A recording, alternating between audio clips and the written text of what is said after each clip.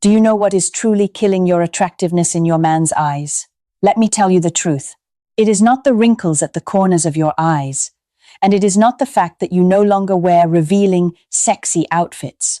The thing that is quietly suffocating his desire is the emotional noise you are unintentionally creating every single day. I am a marriage therapist, and today I want to talk about a topic we often avoid by blaming each other: the sexless marriage. There is a shocking number you need to know. About 20% of couples in the United States have not touched each other in an entire year. And if you are one of them, the loneliness of lying next to someone who is yours, yet feels emotionally millions of miles away, is very real. It feels like dying of thirst right next to a frozen river. But before we go any further, I need to make something clear. What I am about to share is based on the psychological dynamics of relationships that can still be repaired. This is not for situations involving violence, abuse, or truly toxic relationships. Here, we are talking about reconnecting hearts that have drifted apart because of misunderstanding. Part 2. The pain of rejection and the man box. I understand. When you reach out to touch him and he turns away, your self-esteem shatters. You start asking yourself, am I no longer attractive? Is there someone else? But here is the hidden truth that few people tell you. Men do not leave the bedroom because they have stopped loving. They withdraw because the home, which should be a safe haven, has turned into a battlefield of emotional demands. Society has placed men inside something called the man box. Inside that box, he has to be strong, successful, in control, and never show weakness. The outside world is already an endless fight. When he comes home, what he craves most is not immediate, passionate sex, but peace. Part 3. The science behind withdrawal. Why he goes silent.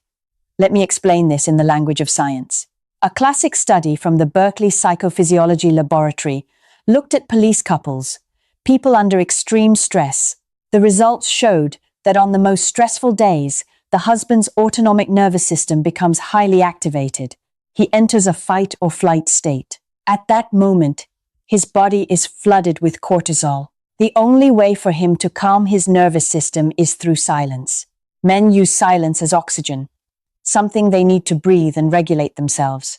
Meanwhile, the female brain tends toward rumination. When you see him go quiet, anxiety rises, and your mind creates all kinds of worst-case scenarios. To soothe that fear, you become louder.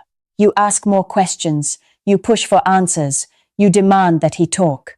You think you are trying to connect, but in reality, you are unintentionally taking away his oxygen.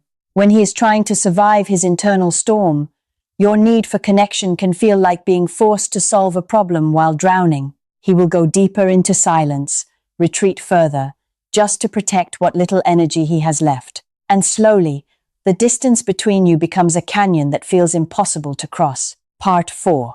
The twist. Silence is not the enemy. This is where I want you to completely shift your mindset. A man's silence is not a sign of indifference. It is a self-healing mechanism. If you see his silence as a weapon used against you, you will respond with anger.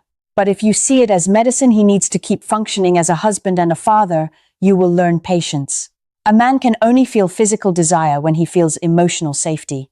He cannot feel hunger when he feels hunted by emotional demands. Sex in marriage is not just about physical contact. It is the result of him knowing that when he comes home, he can take off his mask, stop being the hero, and be quiet without being judged. Part 5. The action plan. Rebuilding the safe haven. So what can you do to save a cold bedroom? Not with expensive lingerie, but by restoring peace. Step 1. The 30-minute decompression rule. When he walks through the door, give him at least 20 to 30 minutes of complete quiet. Do not ask, "How was your day?" Do not bring up the kids or the bills. Let him transition from warrior mode to husband mode. A glass of water and a gentle look can be more powerful than 1,000 words. Step 2. Manage your own rumination. When the fear of rejection rises, remind yourself, this silence is not about me. He is regulating his nervous system. Learn to sit together without speaking. Sometimes, the highest form of intimacy is being able to share silence and still feel safe. Step 3. Create a safe haven. Make your home a place without judgment. If he is not ready for sex, do not pressure him.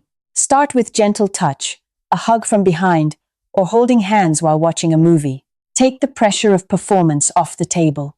Think of it as small emotional moments, like light snacks instead of a full meal. Step 4. Use I feel language. Instead of criticizing, you are always so distant. Say, I feel a little anxious when things get too quiet. Is there anything I can do to help you feel more comfortable? Your vulnerability invites his protection instead of triggering his defense. My friend, this journey is not easy. It requires courage to face your own emptiness so you can make space for his peace. If you feel like you are suffocating in your own home, comment the word peace below. I have prepared a detailed path to help you and your partner find your rhythm again. Do not forget to subscribe so we can continue exploring the hidden layers of the male mind together. Let me leave you with this. Happiness is not about having a big house. It is about having someone you can come home to in peace. Protect that peace for each other, because the world outside is already full of storms. I am your therapist, and I believe your bedroom can become warm again, starting with silence today. Goodbye.